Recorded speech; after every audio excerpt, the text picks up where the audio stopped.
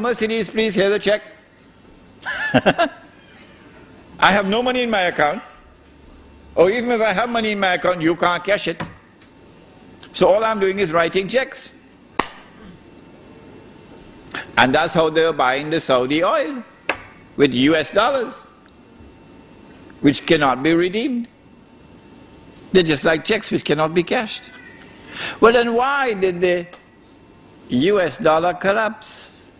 There's only one answer. Only one answer. Only one. And that is that Wall Street knew what even our distinguished and respected ulama did not know. Wall Street knew that this entire international monetary system was fraudulent, batil, and that it will collapse one day. And they thought that that day had come. In 73 and again in 80. And so a Wall Street banker would not ask, would the international monetary system ever collapse? No, he wouldn't ask that question. What's the question he will ask? When would it collapse? That's what he would ask. Since 1980, something strange has been happening. And that is that there has not been any more collapses. The US dollar, in relationship to gold, has remained fairly stable for 22 years now. The price of the US dollar, the value of the US dollar in relation to gold, has been moving between, say, $250 and $400, up and down, okay? But no collapse. Why is this happening? The answer is, those who have constructed this system,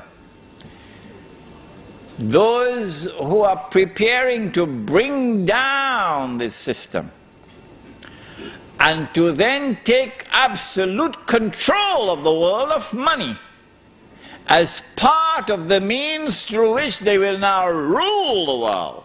Rule the world. And the golden age would be said to have come back again. And so the Messiah must be here.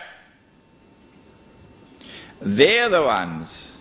For that subject, of course, please read this book, Jerusalem in the Quran. It'll explain that subject.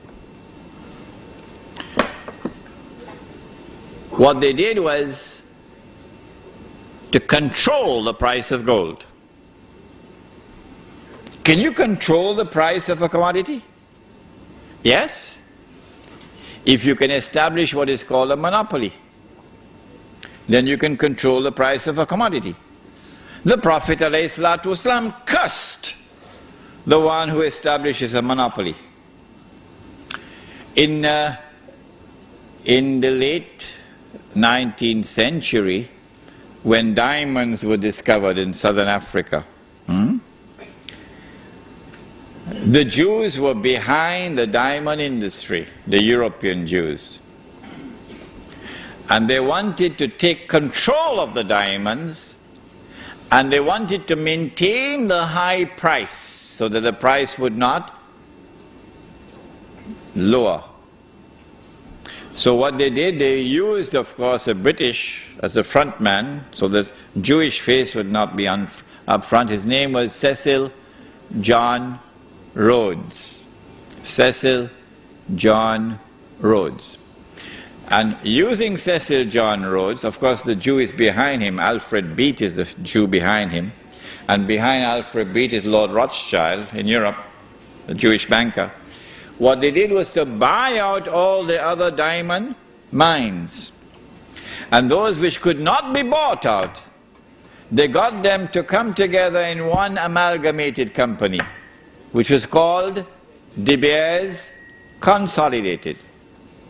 And once they did that, they were able to maintain stability in the price of diamonds at the level that would give them the maximum return. And so this is what has been happening to gold. Not for the purpose of keeping the price high, no. For the purpose of keeping the system from collapsing. We don't want it to collapse on its own. We want to bring it down when it will be in the interests of the State of Israel. That's where we are today, brothers and sisters. This is the history of what has happened since the first paper money was issued.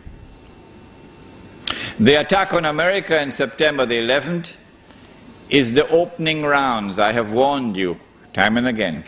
The opening rounds of the countdown which will witness the transfer of power from one ruling state to another, from the United States of America to the State of Israel. How does Imran Hussein know this? Where does he get this knowledge? Brother, the hadith is there. We've used it as the cover of this book. Sure, you can differ with me. I have no problem with that if you differ with me. That I have interpreted the hadith in the way that I have, and you are uncomfortable with it, fine. But what are you going to do when Israel becomes the ruling state of the world? You'll remember me on that day, yes? Yeah? Imran was right. He interpreted the hadith correctly. Part of the process through which the Jews will take control of the world is the attack with money. This is riba. With the value of the money collapsing, going down lower and lower, she was working, you remember, for 40 bags? The black woman?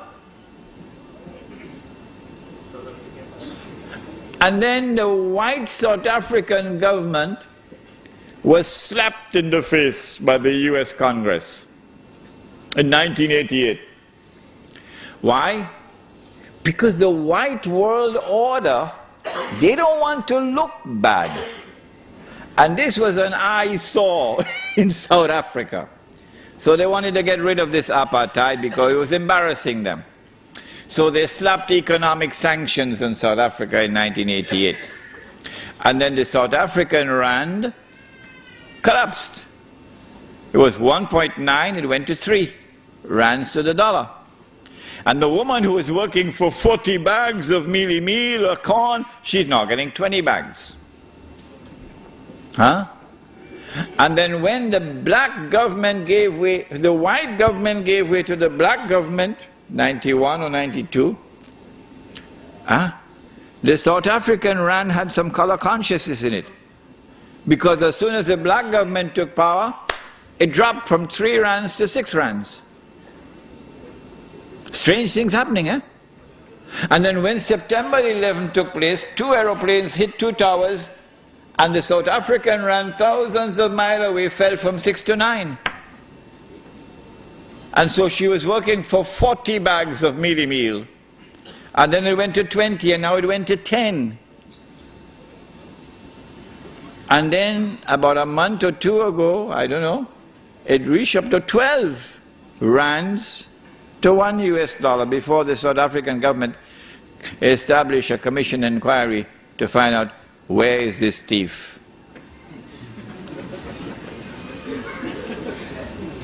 And who is the thief? And so this is riba. This is riba. Why? Because of the verse of the Quran, وَلَا تَبْخَسُوا النَّاسَ أَشْيَاءَهُمْ وَلَا تَبْخَسُوا النَّاسَ أَشْيَاءَهُمْ. Do not diminish, make little the value of people's property, people's labor, people's sweat. It's haram. It is riba because of the hadith. If you rip off somebody, then that's riba. This is a rip-off. When the moment is appropriate,